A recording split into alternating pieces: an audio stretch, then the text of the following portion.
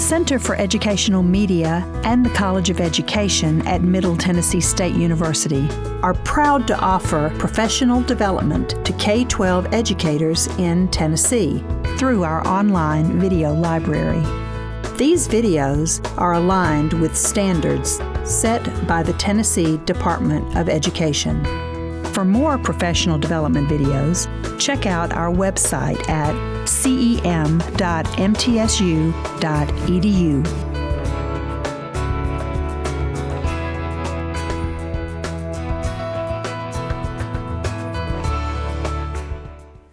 All right, so my name is Brenda Mulanda. I teach in Murfreesboro City Schools. I have been a teacher 9 years. This will be my 10th coming up.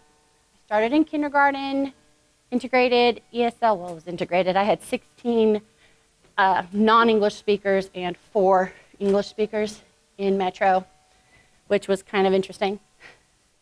I started there for 3 years, and I moved into Murfreesboro City for the last 6 years. I teach K through 6. I prefer the little kiddos. And at first, I had no idea what to do with these kids. Okay, if you know how to read, what am I supposed to do with you? And so that's where this came from for me. So I'll go ahead and get started. What is a dash fact? A dash fact is basically a summary sentence of what you've just read. Or it can be the beginning. You can use that summary as part of your introduction for a writing prompt. It's looking for the main idea in a paragraph or a subsection of text. You have to read the text first. Otherwise, you'll be trying to have them find a main idea when there are multiple main ideas. We all know that we may have a main idea for a text, but the main idea for each part of the text can be different. And in elementary books, intermediate level, a lot of times it's even by every paragraph or so. So that's important. First things first is you read a paragraph or a subsection or a chapter. Like I said, you have to read the text first. Then you say, turn your book over. Write down 2 key words that you remember and share them aloud. Then you get to steal a 3rd word from a friend. They love to do that. State-sanctioned cheating, yes. Use those words, write a sentence that summarizes what was read, using as many of your words that you've written down. Here was my problem. My kids can't do this. I thought I failed completely. I had gone to this training for the Middle Tennessee Writing Project, and I thought, wow, that's really cool. I could totally do this. And flopped. And put it away and never did it again to the next year. After I had thought about it some, I thought, okay, I don't have to turn the book over. I don't have to reinvent the wheel for these kiddos that have no idea what they're reading in the first place because we haven't talked about it.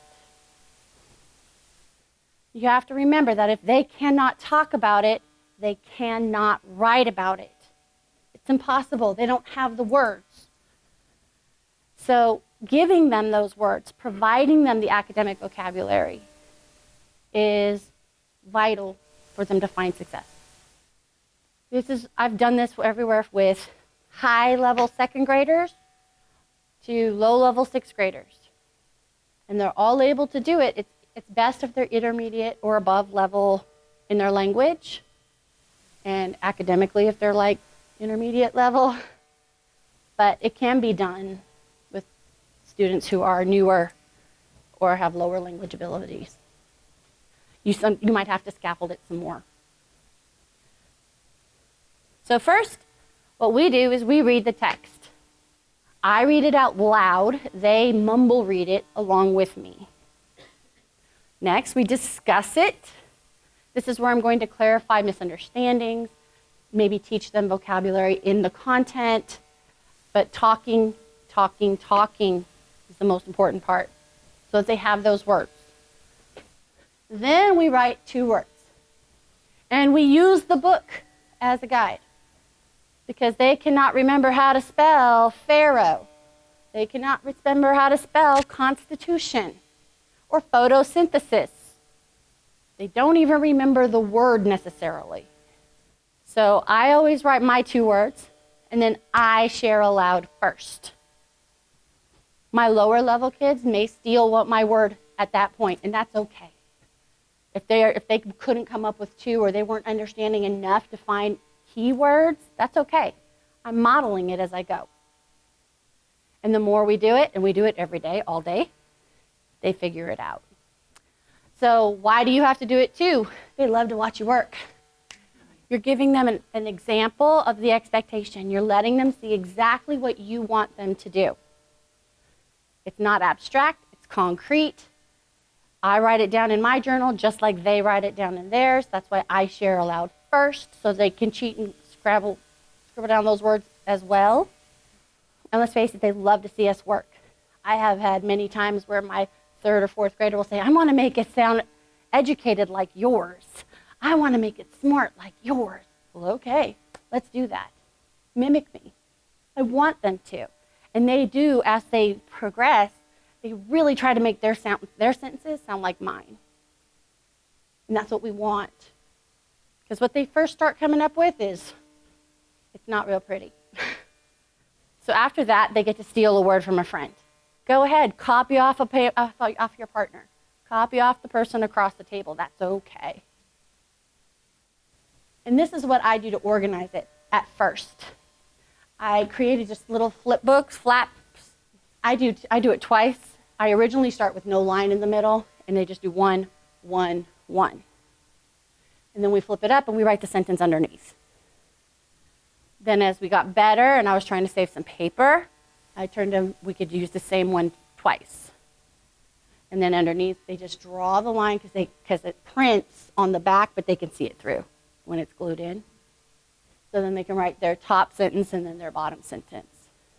But again, I'm only doing 1 at a time. As we get more advanced, I start to do it differently. But when I first had them start just writing the words in their journal, it looked like chaos. So we really had to get the structure down first. Then we write that summary sentence. We use as many of our words as we possibly can. I always try to use at least 2 in my sentence so that they can see that it can be done. If I can use all 3, I use all 3. Because otherwise they don't believe it can be done. I'm not clear on like nomads and clothes paints. Those were 2 words from one store. The top is 1 paragraph. Okay. This bottom is the next. Okay, so it's 2 paragraphs. Right. And so the words they came up with was nomads, prehistoric, and ice age. Yes. Okay. And the sentence that you're going to write, and they're going to write, is with those 3 words. Using as many of those 3 words that they can possibly use. Okay, and how did you flip it up again? It just flips. And you write the sentence on the first line for the underneath, like that. I got you. Thank you. Yeah. Mm-hmm. So like those first 3 words, we wrote this. And then we went back, we flipped them back down, and we did the second section of text, and then we wrote our second one. And that way you can see if they're understanding what you're reading, what you've been talking about. There are too many times when they've read the text and you think they've got it, and they really don't. So this is just breaking it down very slowly. Yes? So do you read the whole text before you write any sentences? We don't. You can read the whole text and then break it down paragraph by paragraph or section by section or chapter by chapter. In my groups, we don't. It's just too overwhelming for a lot of them. Do you hand out the little pieces of paper and then you tape it? They use a glue stick and glue it into their journals. All right, so you I give them the I papers? print out all the papers. So like I use a lot of our journals. So like this would be our vocabulary. So I've started with the vocabulary, sometimes and front-loaded some of it. Then we move into our dash facts. And so they just glue it in to their journal. And I've made it so that 3 can fit on a page. And that way they're using the spaces in their journals. When I start doing multiple sections of text on one, then I've saved a little bit of paper because it can be paper intensive. How long does it take you to do 4 paragraphs? And what level is this? I know you said you could do all levels, but that example right there. Was paleo, that's 4th grade. Okay. This was 4th grade. And they were intermediate level language ELLs. and they were mid to low level academic ability. And so like half the group was flagging for like reading intervention as well. So that's why we don't read it through first, because it's just too overwhelming for them. We just, like, I'll read it. I might read the section of text at once, and then we'll go back and we just discuss it. Then I read the next section and we discuss it, and we're writing as we do that. Because otherwise, it's just, they're not getting anything the first time around anyway. You know. These sentences here were written by students? Yes, some of these were my sentences, some of them were their sentences. So like, I copied this one from the student sitting next to me. Large mastodon bones were found protruding from the ground in 1977. We talk about what a mastodon is, what are bones, what does it mean to protrude? You're not going to find a typical fourth grader using the word protrude in a sentence.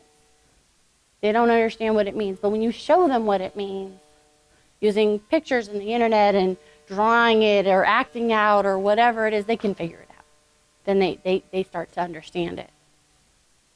And we do a lot of that. We're doing a lot of pictures. I'll Google images. I'll grab my phone if they say, what's that? You know, I'll draw it out on whiteboards, and I'm not the best artist, but they get the gist. Or I'll let one of them explain if they have it. Because maybe they'll use words that somebody else will understand better than mine. Once I don't want to use the flips anymore, this is what it looks like. So I make them draw the 3 lines. They write the 2 words. They steal their word. They write their sentence. And then we circle it so that we know it doesn't go into the next set of words, because otherwise, like I said, it starts to look like chaos on the page. So those are just my ways of organizing it. Makes it simpler. Like I said, I tried this the first year and totally flopped and had no idea why, and I just gave up. All right, so I'm gonna do one for you, and then we'll do a we do, and then you'll do a you do. We're gonna share it aloud, so I'll talk through how I do it. Just I'm talking my thinking, modeling what I'm thinking, everything that I do. Hatshepsut, Egypt's woman king. Hatshepsut was a woman, yet she was a king of Egypt. How could this be? True, Hatshepsut had royal blood. She was a daughter, sister, wife, and aunt of Egyptian kings. Yet Hatshepsut wanted to be more than a relative of kings. She wanted to be king herself. So I start thinking, a king is a man. She is a woman. She can't be a king, right? She couldn't be a king. She could be a queen, but she didn't want to be queen. She wanted to be king. The text is nonfiction, so it has to be true. But how can that be? And I'm sitting there hoping that the text will clear this up for me later. Because let's face it, sometimes we don't have all the answers. So we've talked about it. We've talked about the vocabulary. We've made connections. Well, I know there's a king in England. I know that there's a king over here in this country or that country. Oh, we read about, you know, King George, like with the American Revolution and colonization. So they're making these connections. Then we start our dash fact. I come up with a woman, because that's pretty much an important part of that paragraph, and king. Then I have to steal a word from a friend. Obviously, there's nobody to steal a word from, but if you wanted to volunteer a word, we could use yours. Okay? My sentence would be, Hatshepsut was a woman who was related to kings of Egypt, but she was also a king herself. Doesn't have to be real complicated, because this is my mid-level kids mostly. You can make it more in-depth with your students that are higher level. If they have the language and the academic ability, then by all means push them. So now we're going to do the next one together. We're going to start with reading the paragraph. We'll find our key words, summarize the main idea in a sentence. A few other women had ruled Egypt, usually holding the throne for a young son, but they did not claim the title of king. Hatshepsut became a female pharaoh, the nation's most powerful leader. What are some words we could use? Women, throne, leader. Leader, pharaoh?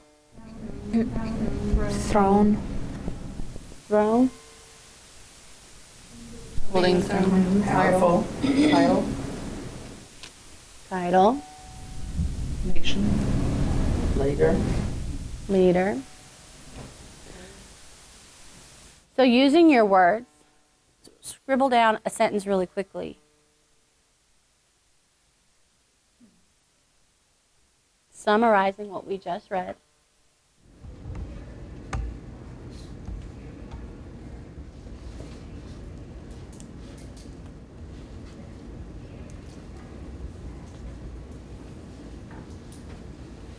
All right, somebody share what they wrote. She did not hold the throne for someone else. Instead, she became a pharaoh herself. Good. Somebody else? Susan was the most powerful leader. Okay.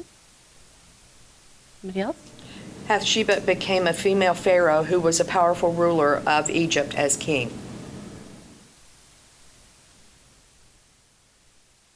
You notice they're all different, right? Are any of them incorrect? No.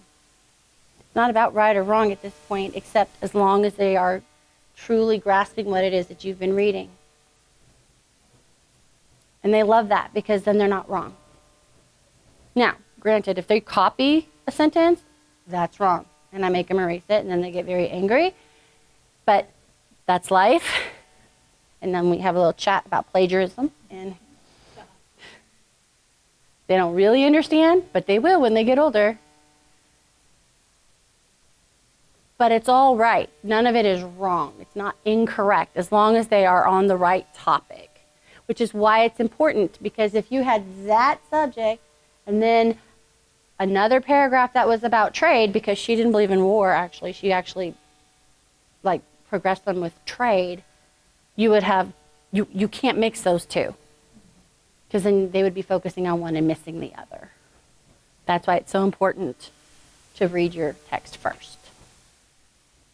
You know, I've seen teachers that haven't, and I mean, I don't know how you teach that way, but I mean, maybe they're just really good and I'm not. But if you wind up grouping things together that you don't want grouped together. And do you have problems with them copying the sentence? At first. And I make them erase it and write a new one. So you let them actually look at the sentence while they're... I do. I let them keep the book open because they can't retain it all. You know, they're too busy trying to translate into their native language and then back into English. And that was my mistake when I first started trying this strategy, was I made them turn the book over like I had been taught, and they failed miserably. If they can use several words in a different sequence. You can also teach them the art of paraphrasing. Yes. You know. To survive. Exactly. You know, while you're talking about it, you're making sure they're understanding it, then when they're writing it, you can really see what they're understanding. If they're copying sentences, which they will do, some of them, you just have to stay on your toes. That's why I make everybody read their sentence aloud. And we know if that came straight from the book, we all know that it came straight from the book. And I don't even have to be the one to say, oh, you copied that. One of the other kids will say, you copied the sentence, that's cheating. And they'll redo it. It is like pulling teeth when I first started doing this strategy because they don't want to do all the writing. They hate writing, but that's the only way they get good at it. By the end of the year, their teachers were coming up, wow, my ESL kids are writing so much better than my other kids are. What are you doing? Well, we write every day. I'm not doing long, in-depth writing every day, but we are writing every day, formulating those sentences. How do we come up with them? So you might do one paragraph. I'm guessing, how are you, 45 minutes, and how long are you? I'm an hour. You're an hour, so you might do... I might only get through a couple of paragraphs, depending on how slow the kids are, and you really have to train them. This is a dash fact. Think of your 50-yard dash, your 100-yard dash. You have to do this fast. And so when I have that little turtle child, I will constantly be on him going, come on, Eli, let's go. Come on, Eli, let's go. Everybody else is done. We're waiting for you. feel about volume Volume. when they're speaking? Because a lot of them tend to get lower, a lot of students. If we can't hear them, then we make them repeat it. I mean, if we're sitting around a table, I've done it in the classroom once, and most of the kids will speak loudly enough. Wow. But, just make them repeat themselves. Or if you know they're really shy, read it for them. If you can. Sometimes their writing is really bad. The thing my kids like about speaking is we have a little electronic microphone that we got off Amazon, and they will yell into that thing. There's one good solution right there. And then you can actually keep audio files of this. You're practicing for your WIDA access because you're speaking into the computer. It's like, it's like a real, For correction, like say they so when didn't they're actually understand. Sharing, it has to be the normal. But like, and you it's can fun see it in their having writing that they actually didn't comprehend the paragraph. If they happen to be the only student that didn't, would you suggest, like, as a group, we all try to help that person? Because sometimes I have issues with correcting with how I say it. The kids will get really frustrated and be like, oh, and they'll just like aggressively erase all of their work. And I'm like, no, that's not what I wanted you to do. I just wanted you to correct this sentence. So what would you suggest for correcting them, I guess, if they don't actually understand? We stop and discuss it. But I'm in a small group, so we do that. And if it takes me 3 weeks to get through this one book, it's going to take me 3 weeks to get through this one book. As long as they're learning the vocabulary and getting that broad vision of whatever content it is that I'm trying to teach them, they can do that. In my district, I'm not assigning grades, so I don't have to teach it to mastery. I'm trying to help them succeed in the classroom when they do have to learn it to mastery. So if they can come to me and learn the fundamentals, the teacher in the classroom can go deeper. Or if I'm teaching it after the classroom teacher has taught it, then I can go a little bit deeper or fill in all the gaps that occurred because they didn't understand it.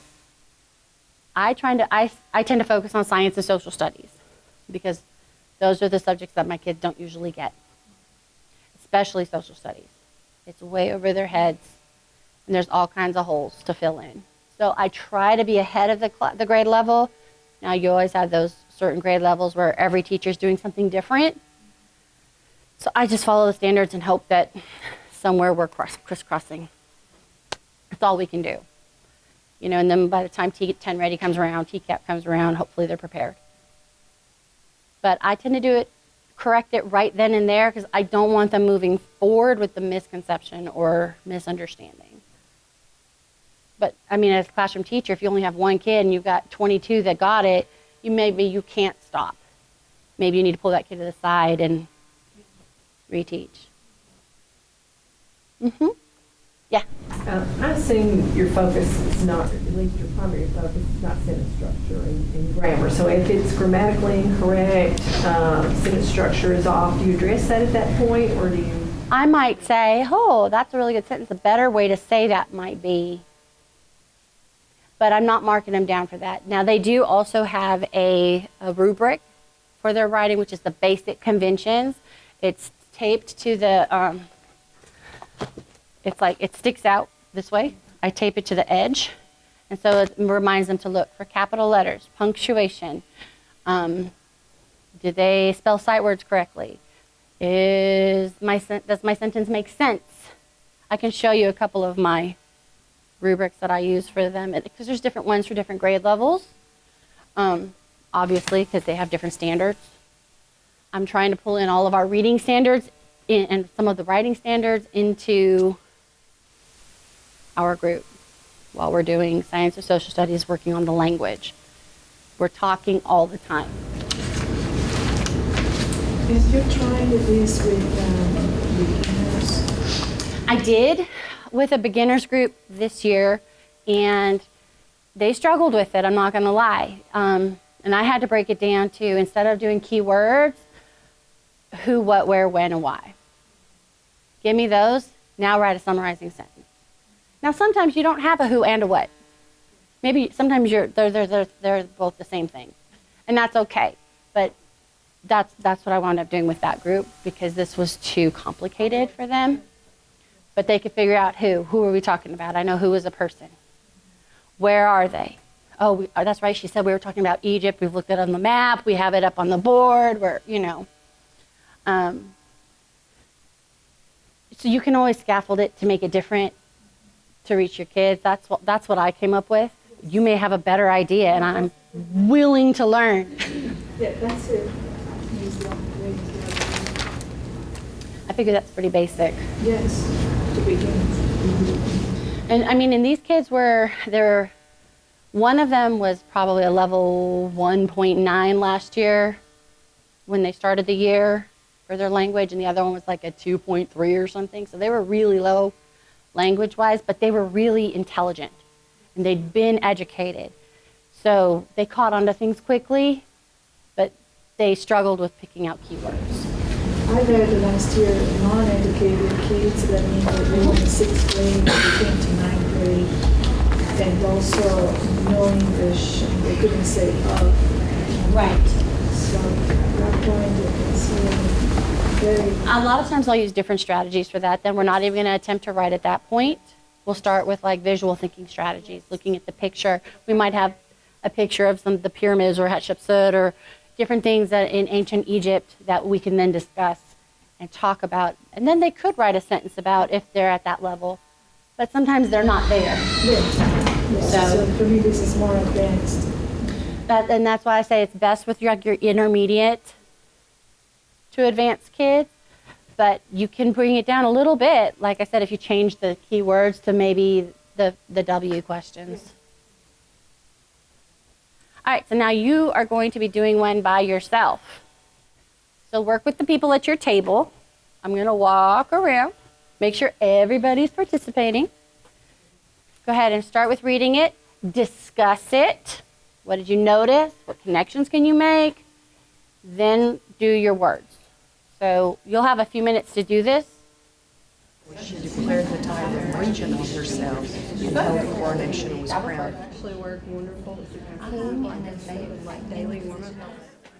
All right, we ready to share? You guys can go first. Okay. Hatshepsut made a powerful declaration that she was Egypt's first female pharaoh. Nice. How about you guys?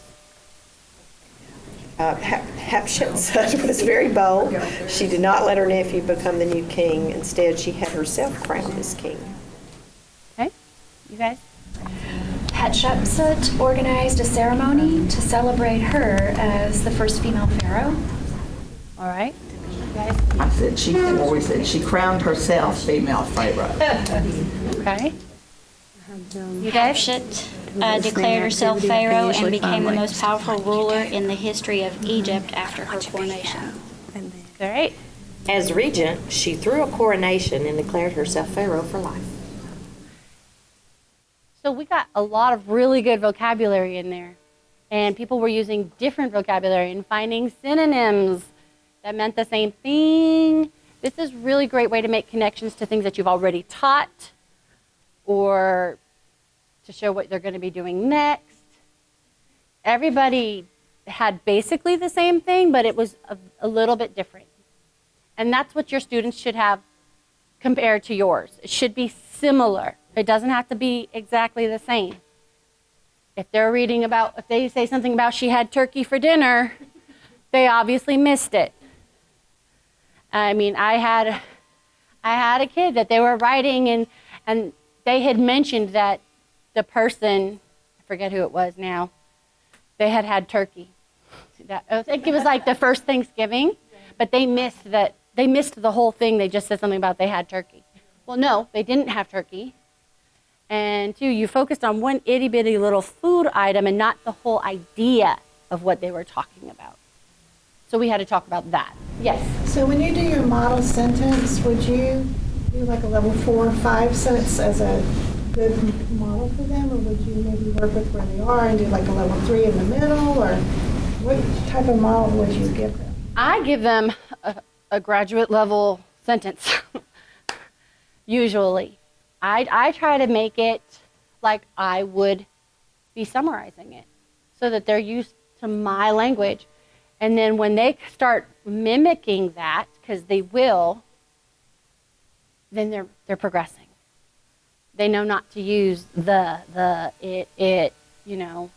They learn the things about turning a question into a statement. You know, you can't just say, she, well, who's she? You need to use her name at least one time when we're writing all of these sentences about her. So we'll talk about the use of pronouns. And so there's lots of little mini lessons, lots of little things you can connect to and touch on that you don't have to actually explicitly teach, but they're just embedded in there. You know, that's when you can start asking them, okay, she said that she boldly declared. Somebody else said that was power, she powerfully said. And you just making those little connections and how you can change it to make it yours and still say the same thing. All right, so now what? I use this to start like a writing prompt. So they'll have all of these sentences already written. Now let's turn them, you can turn them into a single paragraph. You can turn them into an essay and have a topic sentence for each paragraph. It just depends on how much research you have them do, how much you've discussed it, have you done videos and books and art or music or whatever you've done to build this unit. You can really use this and have a culminating writing assignment. And they learn a lot. They like to do it. If you let them type it, it takes forever, but they love to do it. And then they can publish it, and you can hang it out for everybody to see in the hallway. I do this for informative writing. I use it for comparing and contrasting. But the sky's the limit. So I would like to know, what are some of your guys' ideas? How could you use this in your classrooms or in your groups? What could you do to make it stronger? Yes? I've done something somewhat similar in terms of analyzing text and summarizing, especially for newcomers. I had a group do the process together, like as pairs. So one pair was a unit, and they came up with the words together, and kind of having that. Usually, I would pair the people who speak the same language. They can kind of rehearse those 3 words and write the text together, rather than just doing it individually. That's a great idea. Yes. I'm going to be working specifically with math, and I'm thinking about, word problems, math tasks, things that tell some kind of story. I don't know, I'm kind of grappling with. We could use this to kind of summarize what's happening in the story before we start applying our numbers. That's brave. I hate math. I cannot do it. But that would make sense. I mean, because then you would really be breaking it down and making sure they know. You're making sense of the situation before we start. Yeah, I just want to grab the numbers and add them, but now let's actually make sense of what's happening in the little story before we do anything. Absolutely. You could even have them draw it out at that point. You can write an opinion paper, especially my high school students. That's a huge part of their writing, their English. And they could, write their opinion. Do you think she was justified in doing that and giving evidence from the text, of course, and use some of their sentences as evidence. Good. I don't like opinion writing either. My kids don't understand it. It takes like 3 times as long to teach opinion writing as it does any other writing. Maybe I need to learn from you.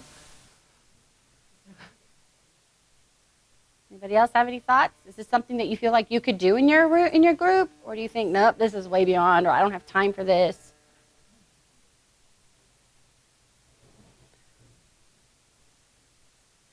Just remember, you can always break it down to where your kids are. So like if you go back and you try it and it totally flops, don't give up like I did. Just try to step back a couple of steps. What are they missing? What do I need to teach? So, I mean, for me, it was as simple as, okay, you get to still look at the book. So you can copy that word. Because they don't know how to spell Hatshepsut. Or Pharaoh. They don't know. And model, model, model. I model everything. I model my thinking. I model my writing, how to choose words. Why did I choose this word? It's so important that they know exactly what you expect.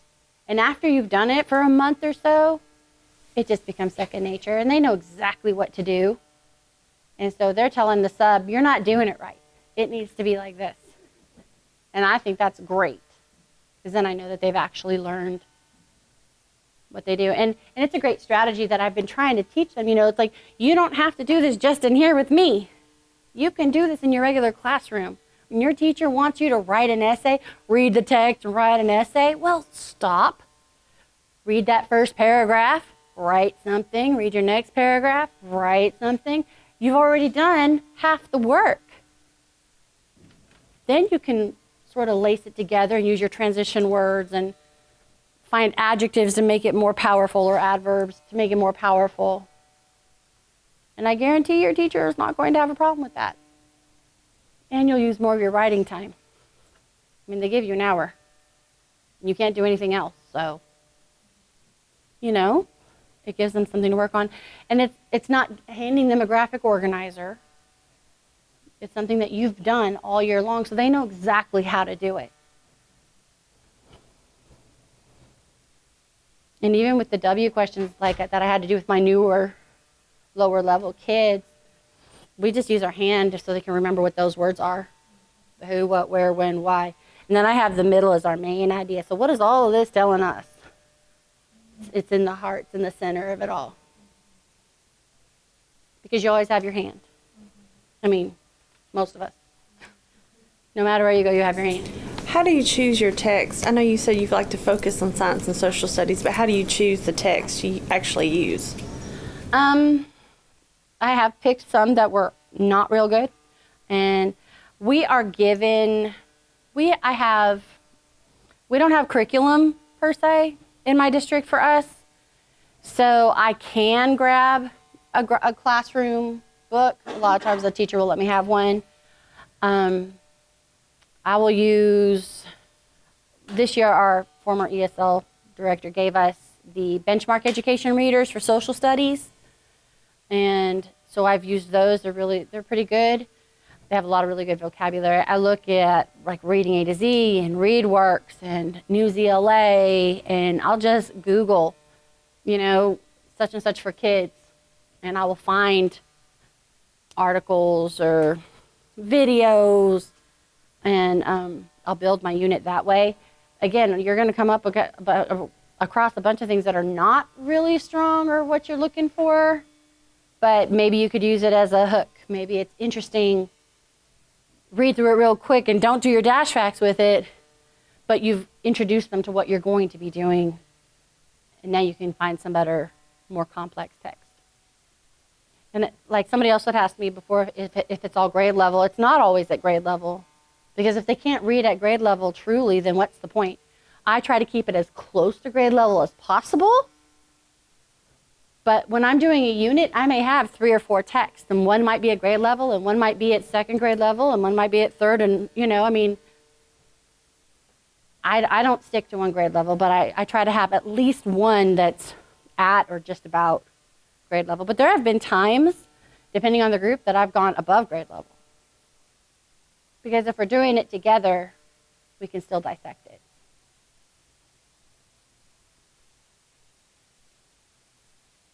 But finding resources is always the problem. I mean, unless you are lucky and are given the curriculum and the resources that you need, but I think most of us are not. They don't even know what we do half the time. So, yeah. How did that text correlate to what the general ed teacher was working on in the classroom?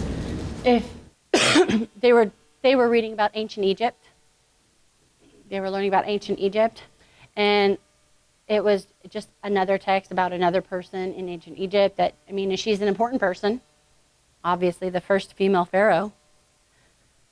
So I think where I keep getting stuck is I feel like I'm trying to teach content, and instead of going out of the box and sort of relating to the content like that, I think I'm stuck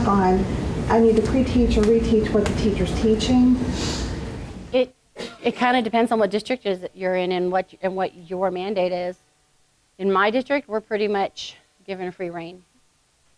We're given a bunch of resources and told go. And that's all we're told.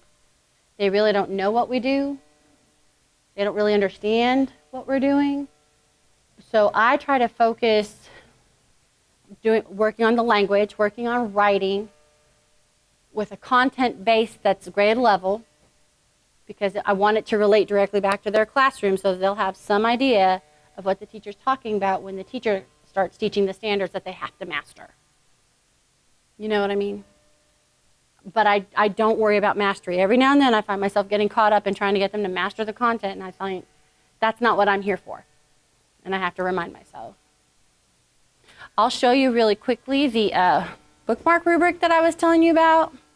All right, so for my kindergarten, first grade, I use capital letters at the beginning of my sentence. I use the punctuation at the end of my sentence. My writing has spaces. Here, I'm sorry, I'll go slow down. And then on the back of the book, same bookmark rubric, it'll say, does my sentence make sense? I have a clear beginning, a middle, and ending. The characters are clearly named and described. The setting is clearly described. I never accept things like outside. Well, outside where? Outer space, the ocean, my backyard. Tell me where. Then for older kids, I still have capital letters at the beginning of my sentence because they still don't do that. But it's also for I. It's also for names. Appropriate punctuation in my writing because they are held responsible for knowing more of it. I have a clear introduction. You can't just start talking about something. You have to tell me what you're talking about, whether it's in writing or in speaking. So we're practicing this both ways. I have a conclusion because we all know they never have one. It just kind of says the end with a heart. I have cited evidence from the text or have given details to support my ideas because if they're writing a fictional story, they're not going to have evidence, but they will need details. And then review. I have reread, revised, and edited my work for publishing.